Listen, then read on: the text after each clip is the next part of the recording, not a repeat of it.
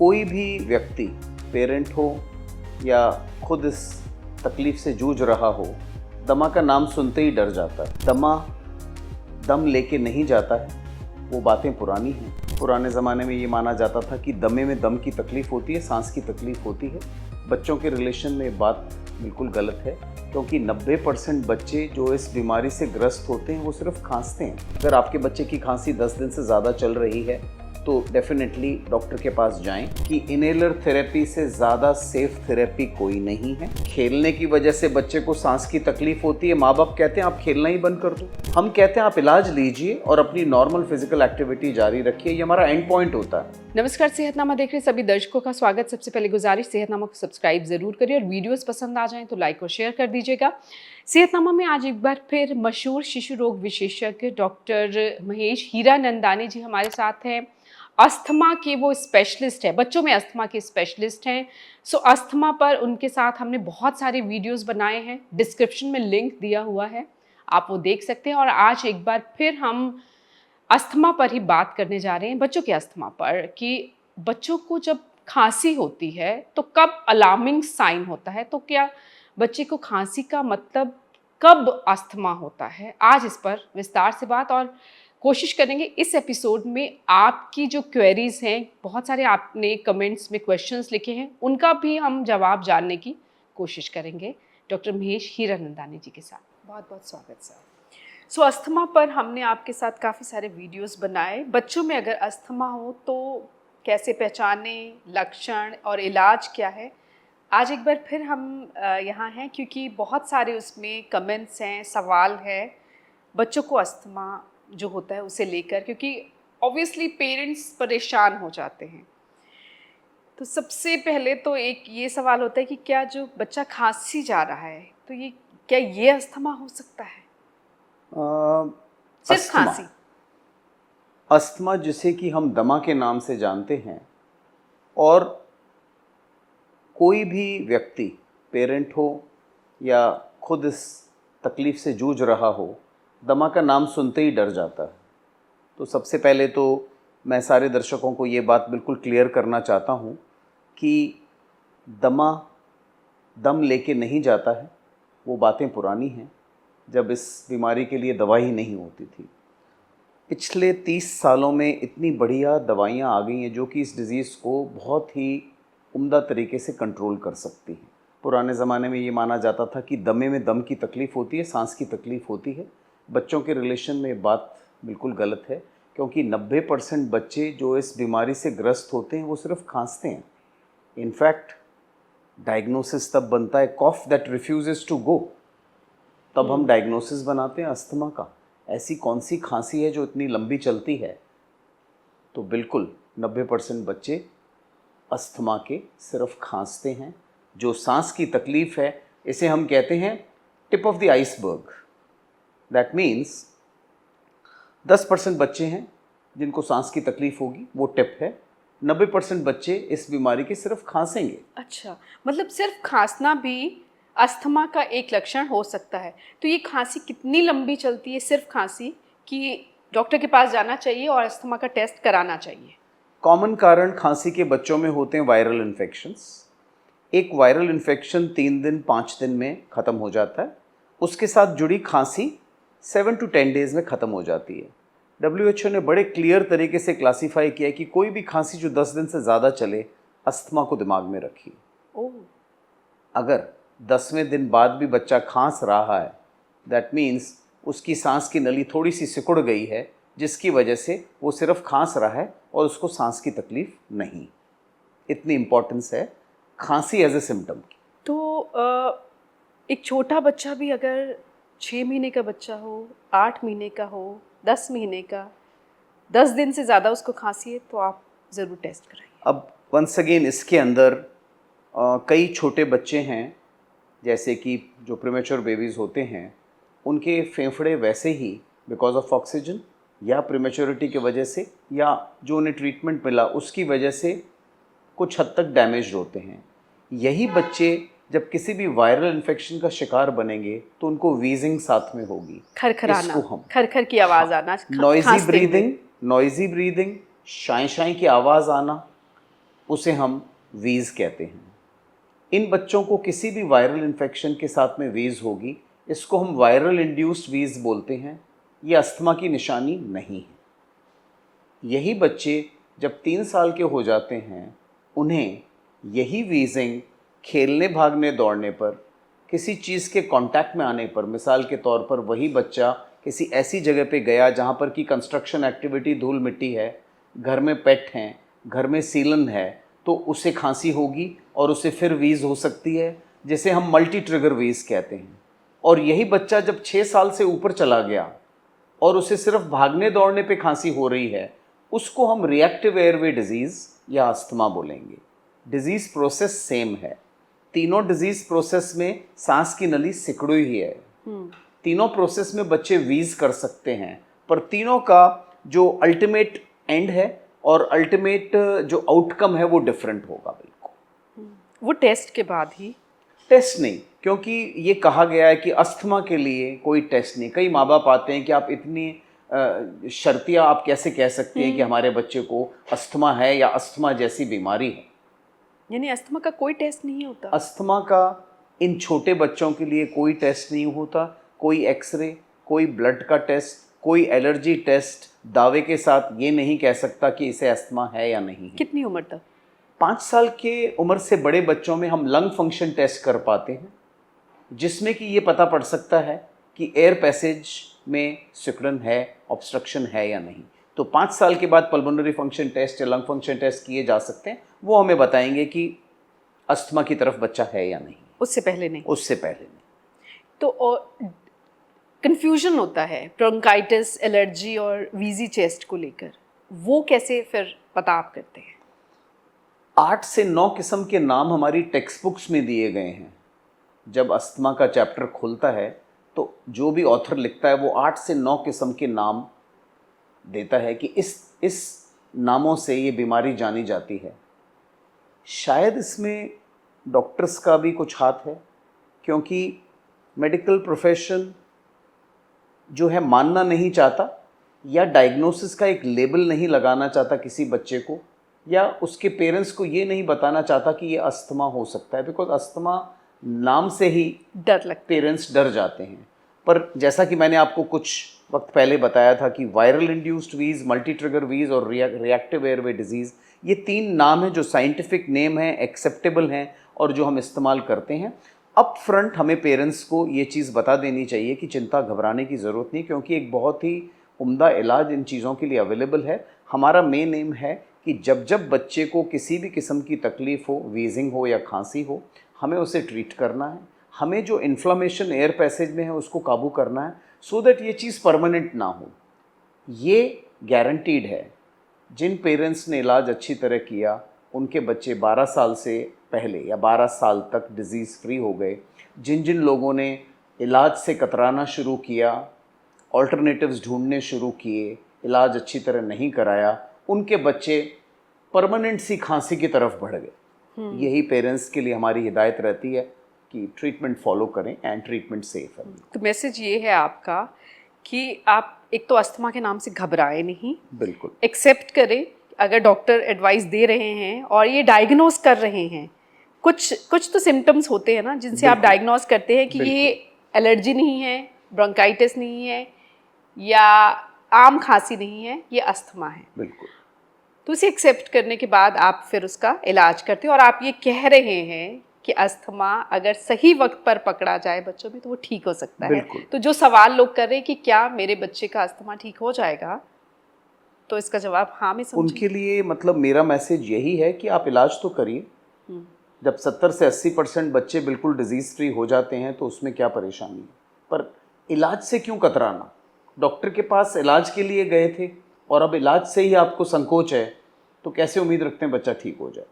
और इसका इलाज भी मेरे ख्याल से बहुत सिंपल तरीके से आप बताते हैं। मैं यही कहूँगा कि पिछले 50 सालों में अगर किसी बीमारी का इलाज निकला है जिसने कि किसी बीमारी को इतना ज़्यादा इम्पैक्ट के साथ में हिट किया है, वो है अस्थमा का इलाज।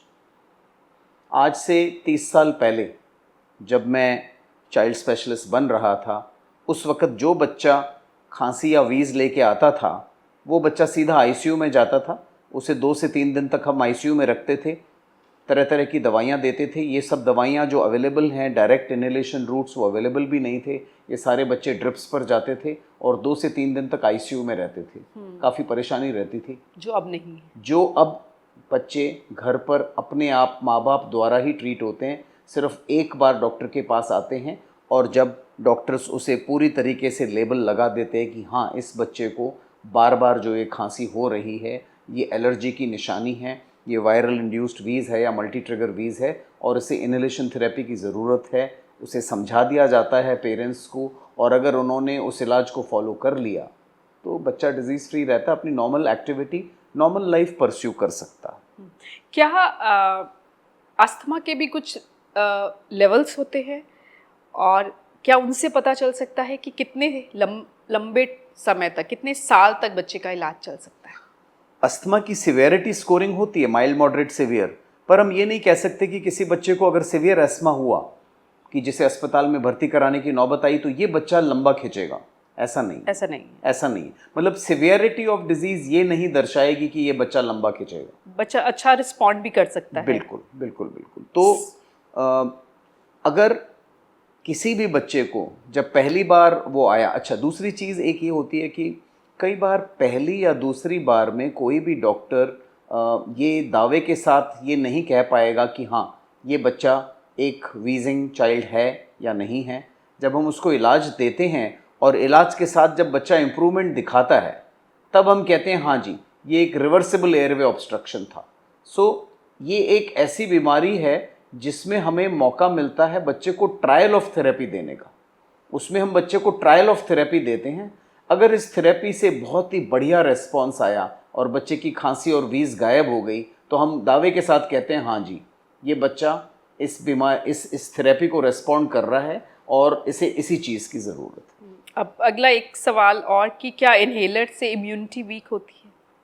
ये बहुत सारी चीज़ें और बहुत सारी गलत धारणाएं हमारे पेरेंट्स में, हमारी सोसाइटी, समाज में, इवन डॉक्टर्स में भी हैं। तो इन सब लोगों को मैं दावे के साथ और एविडेंस के साथ में ये चीज़ मैं क्लैरिफाई करना चाहूँगा कि इनहेलर थेरेपी से ज़्यादा सेफ़ थेरेपी कोई नहीं है। अगर आप साइंस के बारे में थोड़ा भी जानते हैं तो मैं चाहूँगा कि आप सिरप के अंदर कितनी मात्रा लिखी है उसी दवा की और इनहेलर में कितनी दवा लिखी है आप जान जाएंगे कि इनहेलर में माइक्रोग्राम्स होती है और सिरप्स में मिलीग्राम होती है और माइक्रोग्राम और मिलीग्राम में 1000 गुना फ़र्क होता है। और आप ये एक बार पहले, हमारा पहला एपिसोड आप के साथ हमने जो बनाया था, डिस्क्रिप्शन में लिंक दिया हुआ है, उस पर डिटेल में बात की है कि सिरप से क्यों इनहेलर बेटर होते हैं, वो आप देख सकते हैं। उसमें आपने पूरा इसको डिस्क्राइब भी किया है। बिल्कुल। अब ये कि क्या लंग्स वीक हो जाते हैं इनहेलर से? नहीं, नहीं, इनहेलर से लंग्स के वीकनेस, लंग्स जिस बच्चे को ये तकलीफ़ है उसके लंग्स या उसके जो एयर पैसेज हैं वो सिकुड़ गए हैं किसी बाहरी एलर्जन की वजह से। और अगर हमने उस सिकुड़न को, उस narrowing of the air passage को अगर हमने ठीक कर दिया किसी दवा दे के, तो उसके लंग्स भी ठीक रहेंगे, एयर पैसेज भी ठीक रहेगा और सिम्टम्स भी ठीक रहेंगे। अगर हमने इसको कॉन्स्टेंटली ट्रीट किया और एंटी इन्फ्लेमेटरी इफ़ेक्ट जो दवा देती है वो दिया, तो ये शर्तिया है कि उसके लंग्स परमानेंट डैमेज नहीं होंगे। स्टेरॉइड दिए जाते हैं अस्थमा में, बिल्कुल। तो स्टेरॉइड से लेकर, ये स्टेरॉइड का नाम सुनते सब कहते हैं बहुत खतरनाक है। बिल्कुल। तो क्या ये बच्चे की बॉडी खराब करेगा? तो वंस अगेन इस चैनल के माध्यम से मैं बड़ा क्लियरली कहना चाहूँगा कि स्टेरॉइड्स जितनी ज़िंदगियाँ बचाते हैं, किसी भी बीमारी में जब इस्तेमाल होते हैं, उनका नंबर कहीं ज़्यादा है। और स्टेरॉइड्स की बदनामी हुई है जब ये किसी भी छोटी बीमारी के लिए बिना किसी एविडेंस के, बिना किसी रैशनल के इस्तेमाल हुए हैं, तब डेफिनेटली बॉडी के ऊपर उन्होंने डैमेज पहुंचाया है। स्टेरॉइड्स बहुत सारी नाइलाज बीमारियों में इस्तेमाल होते हैं, जैसे कि आर्थराइटिस, नेफ्रोटिक सिंड्रोम, वहाँ वो लाइफ सेवर होते हैं, जान बच्चे बचा की ज़िंदगी बचाते हैं, अदरवाइज़ उनको कंप्लीट ऑर्गन डैमेज हो सकता है। स्टेरॉइड्स कोविड में इस्तेमाल हुए, उन्होंने जान बचाई। और स्टेरॉइड्स जब अस्थमा के लिए इस्तेमाल होते हैं तो वो ना सिर्फ जान बचाते हैं, वो बच्चे को डिजीज़ से फ्रीडम भी देते हैं। तो स्टेरॉइड्स के बारे में किसी भी किस्म, और स्टेरॉइड इन एस्मा के बारे में किसी भी किस्म की धारणा गलत है।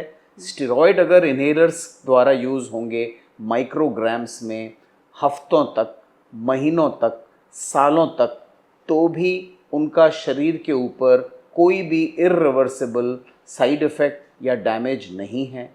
अंडर सुपरविजन इस्तेमाल होते हैं, बहुत थोड़ी सी मात्रा इस्तेमाल होती है, अपना काम करते हैं and without any side effect बच्चे को मुक्ति देते हैं इस बीमारी से। जिन बच्चों को अस्थमा है उनके माँ बाप जाहिर तौर पर बहुत ज़्यादा परेशान होते हैं। उन्हें लगता है उनके बच्चे का भविष्य क्या होने वाला है, और क्या ऐसा होता है कि एक बार अस्थमा ठीक हो जाए बच्चे का और फिर कुछ सालों बाद हो जाए?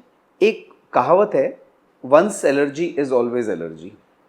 चांसेस होते हैं। यस, पर अगर हमने इन्हीं बच्चों को डायग्नोसिस के तुरंत बाद इलाज पर डाल दिया तो परमानेंट चेंजेस इनके लंग्स में, इनके एयर पैसेज में नहीं होंगे।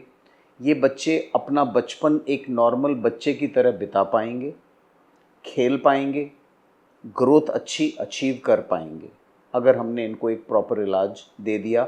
यही हमारा एम होता है अस्थमा की थेरेपी में, कि हम चाहते हैं, क्योंकि खेलने की वजह से बच्चे को सांस की तकलीफ़ होती है, माँ बाप कहते हैं आप खेलना ही बंद कर दो, तो आप समझ सकते हैं कि उस बच्चे का क्या होने वाला है। हम कहते हैं आप इलाज लीजिए और अपनी नॉर्मल फिजिकल एक्टिविटी जारी रखिए, ये हमारा एंड पॉइंट होता है। जिन माँ बाप ने इस चीज़ को फॉलो कर लिया और बच्चे ने अपनी फिजिकल एक्टिविटी जारी रखी, दवाइयाँ भी लेता रहा, मोस्ट ऑफ द बच्चे, मुझे कई बच्चे याद हैं जिनको मैंने 3, 4, 5 साल, 7 साल, 8 साल की उम्र पे ट्रीट किया। उनमें से बहुत ही थोड़े से, आई कैन से 10 to 20% बच्चे हैं जो कभी कभार वीजिंग लेके आते हैं और 2 से 3 दिन इलाज के बाद वो बिल्कुल फिट हो जाते हैं। मुझे ऐसा कोई भी बच्चा जो कि अब एडल्टहुड में पहुंच गया है अभी याद नहीं आ रहा जिसको कि बचपन से अस्थमा रहा और वो अब तक चल रहा है। बड़ा पॉजिटिव ये Yes. इस नोट पर हम यही पेरेंट्स को कंसोल कर सकते हैं कि वो बच्चे ठीक हो सकते हैं। बिल्कुल ठीक हो सकते हैं। और कुछ ट्रिगर्स होते हैं जिन्हें अवॉइड करना चाहिए, कुछ चीज़ें जिससे अस्थमा की जो एलर्जी है वो हो सकती है, ठीक होने के बाद उनका ख्याल रखा जाए। तो कहा जाता है कि सूरज के नीचे, सूरज को मिलाकर कोई भी चीज़ है वो एलर्जी कर सकती है। So anything under the sun including sun can cause allergy. अच्छा।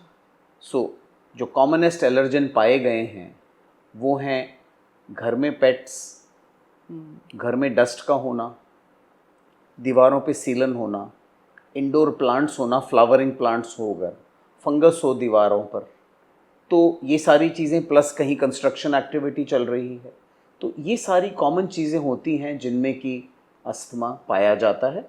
चंडीगढ़ शहर में कांग्रेस ग्रास है, हमारे चारों तरफ ग्रीनरी है, पोलन ग्रेन्स हैं, सीजनल चेंजेस होते हैं, इनके लेवल्स हवा में बढ़ते हैं और बच्चों को सिम्टम्स होते हैं। So this is seasonal ESMA. Triggers होते हैं, कुछ ट्रिगर्स हैं जिनको हम अवॉइड कर सकते हैं, कुछ ट्रिगर्स हैं जिनका हम कुछ नहीं कर सकते, और हम इंतज़ार करते हैं कि इन्हें ट्रीट करें बच्चों को, और वो उम्र के साथ अपने आप उनको रेजिस्टेंस सा डेवलप हो जाता है और वो निकल पड़ते हैं आगे। क्योंकि बच्चे हैं, बाहर खेलेंगे भी, बिल्कुल। प्रदूषण जो है वो तो इनहेल सभी कर रहे हैं, तो उससे भाग नहीं सकते। बिल्कुल बिल्कुल। कोविड के दौरान जब हमारी इंडस्ट्रीज सारी बंद हो चुकी थी, वेहिकुलर पोल्यूशन ख़त्म हो चुका था, तो हमारा बहुत ही कम इंसिडेंस मिला। वो बहुत ही एक पॉजिटिव थिंग थी। एनवायरमेंटलिस्ट को सोचना चाहिए कि हमने क्या किया है, और पिछले 30 सालों में जो 3% से 17-18% बढ़ा है अस्थमा, इतनी सो मेनी फोल्ड्स, उसका कारण ही ये है कि हमने चारों तरफ अपना पोल्यूशन बढ़ाया। जाते जाते कुछ टिप्स कि जब खांसी हो तो उसे नज़रअंदाज ना करें। एक कहा जाता है कि एक आम वायरल इन्फेक्शन में खांसी 3 से 5 दिन चलती है। अगर आपके बच्चे की खांसी 10 दिन से ज़्यादा चल रही है तो डेफिनेटली डॉक्टर के पास जाएं। वायरल इन्फेक्शंस के लिए मैं कहता हूं कि आपको डॉक्टर के पास आने की भी ज़रूरत नहीं है। अगर बच्चा बहुत छोटा है तो दिखाएं। नॉर्मल बच्चा बुखार की दवा दें, और जो नॉर्मल रूटीन कॉफ़ कोल्ड की अगर कोई दवा देनी है दीजिए, भाप दे दीजिए, वो ठीक हो जाते हैं। पर अगर 10वें दिन तक बच्चा खांस रहा है, डॉक्टर को ज़रूर दिखाएं।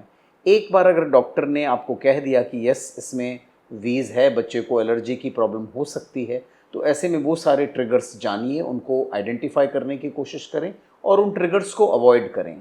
जब आपको बता दिया गया है कि 2 किस्म के इन्हेलर्स होते हैं, एक होता है जो इमीडिएट रिस्पॉन्स दिखाता है, जैसे कि सिर्फ हम 3 से 5 दिन देते हैं, जो ब्रोंकोडायलेटर होता है, जो एयर पैसेज को चौड़ा करता है। दूसरा इन्हेलर होता है जो एंटी इन्फ्लेमेटरी इफेक्ट होता है, वो स्टेरॉयड होते हैं। Steroid is the main stay, ये बात जान लें। कई पेरेंट्स स्टेरॉयड को नहीं इस्तेमाल करते हैं और जो ब्रोंकोडायलेटर है उसका इस्तेमाल बार बार करते हैं क्योंकि वो इमीडिएट रिलीफ देता है। उन पेरेंट्स के लिए मेरी वार्निंग है कि अब जो हमारी प्रोफेशनल बॉडीज़ हैं उन्होंने बड़ा क्लियरली कह दिया है कि सिर्फ ब्रोंकोडायलेटर्स को इस्तेमाल करने से हम बच्चे की जान को खतरा डाल सकते हैं। हमें anti inflammatory effect, protective effect of steroids का होना बहुत ज़रूरी है। तो फाइनली अस्थमा या मल्टी ट्रिगर वीज़ या वायरल इंड्यूस्ड वीज़ एक ट्रीटेबल कंडीशन है, इससे ना घबराएं। और inhaler therapy is the safest therapy, जिसमें कि सबसे मिनिमम मात्रा में दवाइयाँ बच्चे के शरीर में जाती हैं। इनके साइड इफ़ेक्ट्स मिनिमम हैं, इनको हम लंबे टाइम तक इस्तेमाल कर सकते हैं। कोई भी अल्टरनेटिव्स, कोई जादुई इलाज ढूंढने की कोशिश ना करें। ये पाया गया है कई लोग जो है मिसलेड हुए हैं और उन्होंने इस किस्म की दवाइयाँ दी हैं, ओरल रूट से स्टेरॉइड्स ही जा रहे हैं, ओरल रूट से जा रहे हैं, बहुत ही हाई डोज में जा रहे हैं और उनको बताया भी नहीं गया है कि ये स्टेरॉइड्स हैं। तो ऐसे में डेफिनेटली साइड इफ़ेक्ट्स उनके होंगे और फिर स्टेरॉइड्स को एक बुरा सा जो है लेबल सा लग जाता है। बचाते तो जान हैं, पर अगर उनको आप इनडिस्क्रिमिनेटली यूज़ करेंगे तो डेफिनेटली प्रॉब्लम्स होंगी।